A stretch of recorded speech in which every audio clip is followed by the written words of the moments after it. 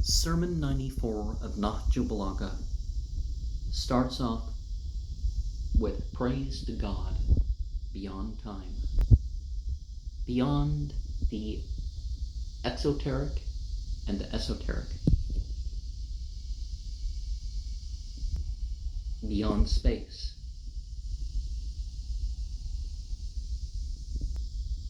All else originates with God. And despite issues with creation, God is noble and good in all. Remember how I pointed out that towards the end of the Quran and some other places in the Quran, we have this idea that evil is not created. Evil is a choice of creation. You know, there's evil amongst creation, but the creation wasn't evil. People talk about natural evil, and it's like, well, you know, that's an issue with phrasing in Judeo-Christian theology. If we work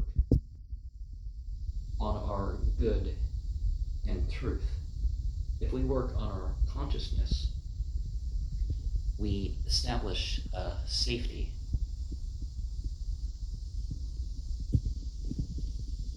for ourselves, a safety between the Muslim community. And the great dishonor, it's not the material, it's the misbelief, it's the misbehaving, it's even revolting beyond even speech. That is where the true failure lies. Saying 123 reminds us of the blessedness of humility, and that we should keep our business pure. What we do with our means pure. Our expression in general pure. In regards to other creations, pure. To build up a fondness for the Sunnah and Hadith, and to disassociate with that which has gone outside of that, that's tried to bring something new that's not part of it, as the saying goes. Because, like, one of the things that some people will say in the sermons is the one who brings something new which is not part of it, it will be rejected and thrown back upon them, or something like that. And so sayings like that don't mean that you can't do something new. It's that you do something new that's not, you know, already approved of in the rules. Saying 124 reminds us that jealousy can lead to, you know, problems with belief. And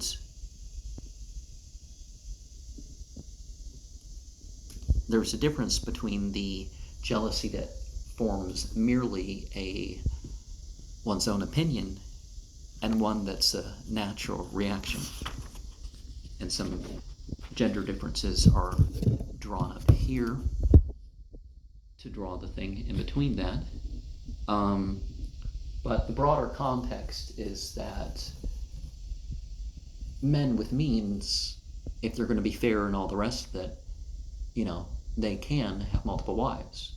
But there are certain things you try to give the wife her own space, whether it's here's a box or a corner or whatever. You take fair turns and, you know, with attention and all that other stuff. and obviously most men are in the condition where they can handle one spouse, but they're also can always be completely faithful, whether they have one wife or other wives. Because if they're actually forced into a situation, we find in my country, female on male rape is more common than male on female rape in any other country. But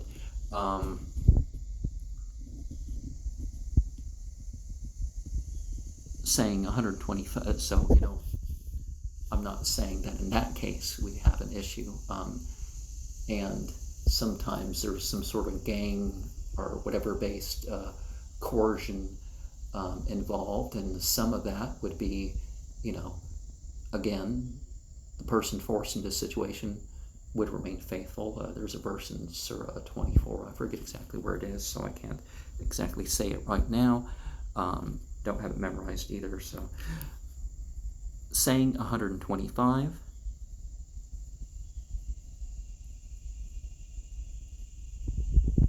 and reminds us that Islam, the expression of peace, expression of wholeness, the submission, the surrender, it starts with conclusions.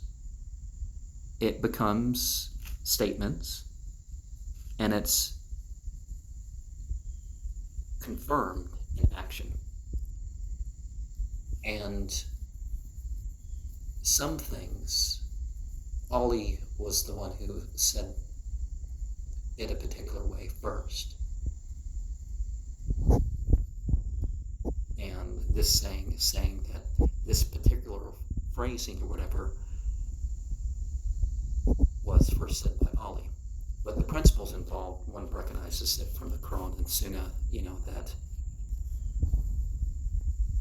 And also the Quran lays down this thing. You got Islam, Iman, Ihsan, and certain other breakdowns of the stations of which you go through. Maybe the terms aren't there, but the teaching is there.